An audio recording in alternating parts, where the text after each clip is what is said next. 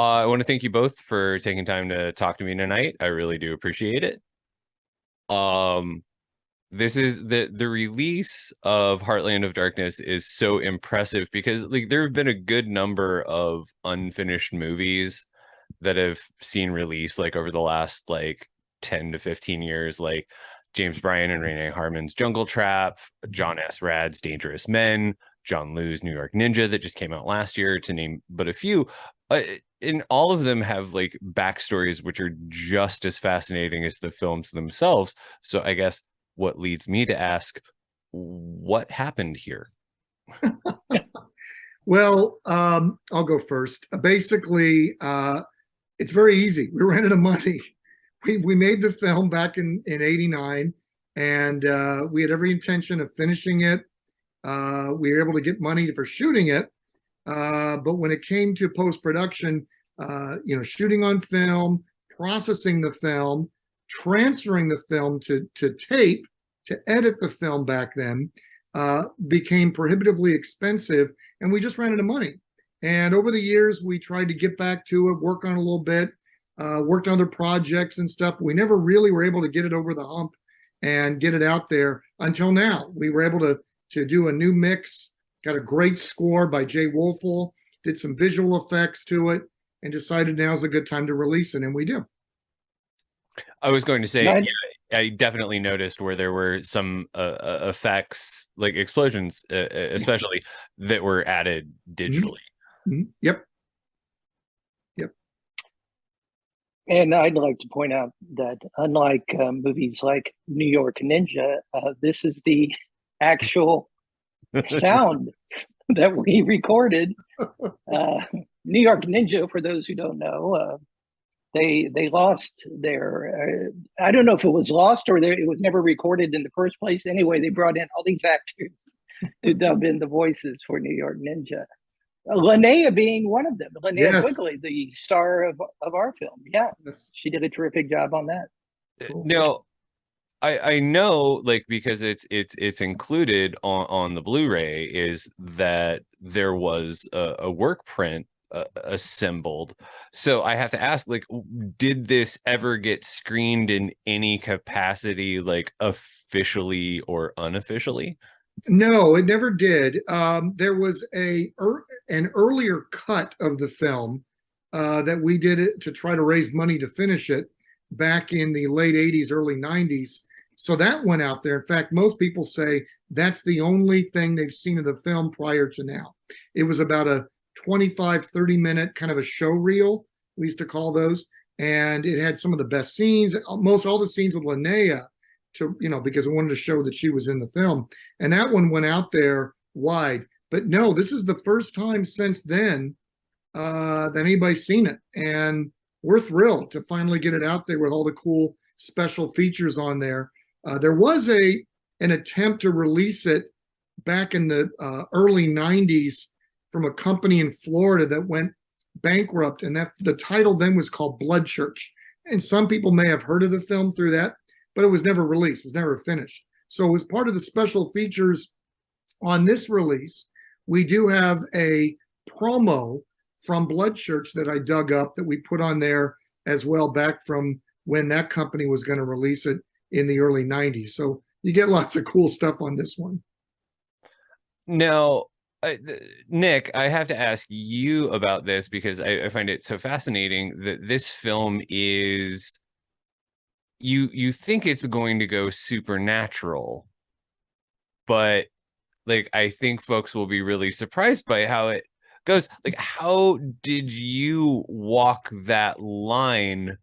Like because you're essentially having to play like a public character and then the cult character, but then you're also trying not to give away what's going to happen later in the film. It seems like you got a lot to work with in this movie. Yeah, well, the part was very well written by Eric, and it was really a dream for me as an actor to perform something like this. My background, I had been in a few films, but primarily I had been doing theater. And I just started doing Shakespeare about maybe 5 or 10 years before we did this, I started doing Shakespeare quite by accident. I really had no interest in doing Shakespeare, but just kind of fell into it. I was asked to do a role in Midsummer Night's Dream, and that kind of got me hooked. And so in Shakespeare, these roles are written huge and operatic. And when I saw what was printed on the page, it was a very Shakespearean kind of role, in that there was just a lot of great monologues there, and they were written in this very flowery prose. And I get on the pulpit and I make these speeches, and so I just approached it in a theatrical way. I tried to make that character as theatrical as possible, because he was a cult leader. He had to be very charismatic, and I just had a ball doing it. I just had fun with it, and just went with it and committed to it, and it was a great time. That's the thing that I really enjoy about Heartland of Darkness, is that it hits the same sort of interesting mixed genre thing, where it is a a reporter trying to get the heart of a story, but it's also about a satanic cult. Sort of like there's the movie Scream for Help, that is it's like a slasher, crazed sex movie that is also very Nancy Drew. And I feel like that is why people keep going back to movies from the 80s, because it was this time where you could do cross genre pollination. It seems that that's what makes Visual Vengeance such the perfect company to put this out. What made you ultimately decide to go with them, rather than I've heard rumors that it was supposed to come out on DVD from Media Blasters back in the early 2000s and things like that. What made this the reason that it's finally now going to be in people's hands in a couple of weeks? I think the plan that Visual Vengeance put out and told us they were going to do a really nice package. They were going to go ahead, put all these special features together. I mean, not to blast the other companies that were interested, but you always go with we're filmmakers. We want to go with the bigger audience, the best material we can show. And when they put together the package and said, these are the special features, I mean, I'm like, man, that's great to have all those things that over the years we'd collected, we'd kept, most people had never seen before. I was like, man, that's great. So when they approached us and said they wanted to do that, to me, it was a no-brainer that we were going to go forward with them. And they just did a great job, a great presentation.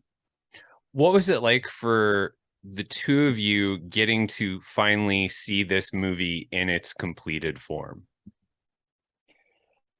Well, I have been bugging Eric forever to finish this goddamn thing. Yes. And so I have been following its progress, and sometimes it's regress, I guess is the word, where it just wasn't going anywhere. And it's been what, 30 years, 35 years? 33 years. Yeah. Yes, 33 years. I'm sorry. What was the original question? Ask me again. What was it like getting to see it finally finished? Oh, okay, yeah. So it's a blast, because there have been various cuts that have been shared with me, and over the course of 30-some years, you see all these various versions, and I'm looking at it and I'm going, well, I don't know, this is work print, is this movie working? I don't know. But then Eric enlisted Jay Woelfel to do the music several years ago. And then I saw the cut with the music and I'm like, wow, it's a movie. Yeah. It's a movie. It's amazing how music makes a difference. And so once Jay Wolfel's music, who Jay Wolfel, by the way, is I've worked with many times before as a filmmaker. He does music for movies also. So he and I go way back. But his music really made a difference. And then once seeing that, I thought, okay, now we have a movie, and now, you know, I believe in this movie, and I think this movie deserves to be seen. And so it's great that that's finally happening. It's very gratifying. Now, I guess I have to ask, like, what it's gone through 3 titles. It was Fallen Angels, and then Blood Church, and now Heartland of Darkness. Like, why has it changed? I would imagine that at this point it's a way to differentiate it from what like folks might have. Like, this is like, this is it. It's done. It's finished. Here's what it's called. Right. So you want to know why we changed the name? Is that what you're asking? Yeah, absolutely. Yeah. Well, the film was originally shot, like you said, as Fallen Angels. That was late 80s, 89. We had every intention of releasing the film because nobody at that time had that title. And it was great. And people read the script and said, oh, that's a really good title. In the time since I did the script and shot the film, there have been at least 2 or 3 other movies or shows called Fallen Angels that have come out. One of them was a Showtime series produced by Tom Cruise called Fallen Angels. Another one, I think, was a Hong Kong film called Fallen Angels, which if you go to IMDb and type in those titles, the title of Fallen Angels, those things come up right away. So, you know, we didn't want to get buried and confused with the other 2. And then Blood Church was going to be the title that distributor in Florida was going to release it as. The problem is I didn't like Blood Church. I never liked the title. What the hell's a blood? What does that mean? What is it saying? It just didn't really work for me. So I came up with once, you know, people were like, well, you got to come up with a title. And I just thought, okay, the movie takes place in the heartland. It's supposed to be Ohio, you know, the Midwest. And it's a scary place. Okay, Heartland of Dark, which sounds a little bit like Joseph Conrad's Heart of Darkness, which I'd be honored if people said, oh, that's a tie-in with. No, but it was, to me, it was like, it was a cool sounding title, appropriately set somewhere, and it dealt with darkness, which is the demonic stuff going on. So yeah, that's the iterations over the years that we had. How do you get Linnea Quigley, who is arguably at like the peak of her popularity at the time, to come to Columbus, Ohio? So I wrote the part. We had a list of actors and actresses that if you make an independent film, to ever get it released, to be seen by the public, you have to get a name in it. You have to. I mean, there's just, today, like it was 30 years ago, your film will never get out there and people won't want to see it if there's nobody in the film. So we had a list of actors that we wanted to approach to see if they would be in it. Linnea was the top of our list, but she had done Return of the Living Dead a few years before this, Hollywood Chainsaw, you know, she'd done a lot of other stuff prior to this. And like you just said, Nick, this was when she was, you know, this was a great time. The late 80s were her, you know, her Renaissance time. I mean, she was really coming into her characters and such. So I wrote this part for her, and I wrote it as a witch, Julia Francine, the kind of sidekick to Donovan, evil Donovan. And she was thrilled. She called me up and said, I don't know how you know this or not, but no, I've always wanted to play a witch. Nobody has ever written the part of a witch for me. She goes, I'm in. So I was like, hot damn. I don't know how I stumbled on that, but I was very happy. And the part was written with her in mind as this kind of witchy sidekick to Donovan, the cemetery scene, all that stuff. And it was great getting her, bring her out to Central Ohio, you know, for the week that we had her. And she was a joy to work with. She was great in every way. Terrific. Now, now that it is finally coming out, and it has like this really great deluxe edition that has like behind the scenes documentary, and it's got commentary tracks and like archival material from like when you were shooting and all of that. And I love also the fact that Diabolic DVD is putting it out with like a stress relief Bible. um I literally saw that 5 minutes before we got online Yeah. chat, and I was just like, that's the best gimmick I've seen in a minute. Um like, oh, is it is it is it a relief? Is it bittersweet? Is it bittersweet relief to finally like have folks like seeing this and talking about it? This is what I've been wanting for 30 some years. I've been wanting this movie. Now, there are people who shall go nameless who would rather just fade into obscurity, you know?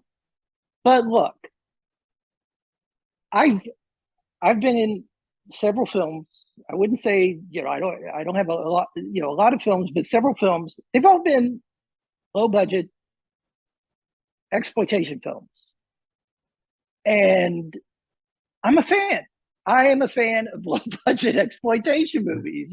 You know, kill me, but that's the God's honest truth. You know, half of these movies behind me here are low budget exploitation movies, and so it's a dream come true for me because I've been a fan of movies all my life. Somehow I stumbled into the opportunity to appear in movies living in Columbus, Ohio, movies that were shot on film. I have done movies in other places, in LA and down in Florida, but, you know, by and large, low budget exploitation movies, which I'm a big fan of. And so, of course, yeah, I'm ecstatic that this is finally come to fruition, and especially in an edition that, like what Visual Vengeance is putting out, which shows a lot of respect for the genre and this type of film. Yeah, I completely agree. I second that. And again, we're just thrilled. You know, when you're a filmmaker, you don't make films just for mom and dad. You make films for an audience, for everybody, and you want it to get as far out there and be seen by as many people as possible. So we're thrilled to finally, all these years later, have it come out. And like he said, in a really well packaged with special features. You know, Nick and I were talking today. This is everything we'd hoped for. You know, back we made the film, that it would come out like this. They didn't have all these things back then. We were just hoping to get it out to be seen. But this is a really great release with a lot of great features on there. So we're thrilled to finally. And, you know, fans have been asking me over the years, again and again, when are we going to see that lost Linnea Quigley film? And, you know, it's like, well, I'm working on it, trying to get it, you know, we'll try to do it. And now we can finally say it's coming out. We have a street date, it's coming out. Well, that's wonderful. And if I can just say one more thing about this. To me, this movie has aged like fine wine.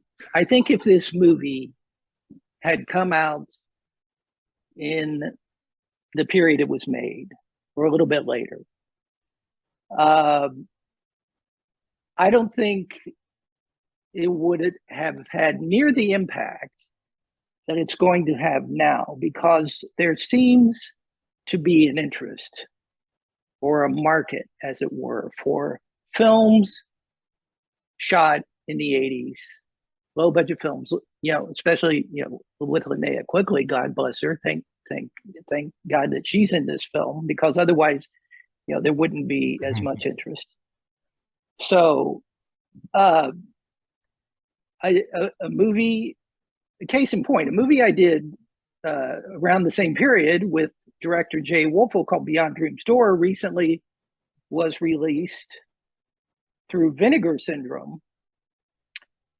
Now that movie had a previous release, several previous releases, but that movie now is more popular than ever because there seems to be a huge market for 80s exploitation type movies. And so I think the time is ripe for this movie. So To the detriment I'm of really my bank glad. account. I'm really glad it worked out this way. I'm sorry, what'd you say? To the detriment of my bank account, but yes. Yeah. Okay. But I know what you mean. I'm a collector too. You collect, I take it. Yeah, Yeah, look I'm a behind collector Nick. too. Yeah. yeah, Oh yeah. I have that's over one of the 1,000. problems. Yeah. Yeah. Yeah. And these companies keep putting out these editions that, you know, create this whole FOMA thing, fear of missing out. You know? Yeah. I gotta have it. I gotta have it. It's great. You know, I need to own it. You know, screw this streaming stuff. I need to have hold this sucker in my hands. Right. Absolutely. Long live physical media. Amen. Exactly. Well, Eric and Nick, I want to thank you both for taking time out of your evenings to talk to me. This has been a lot of fun.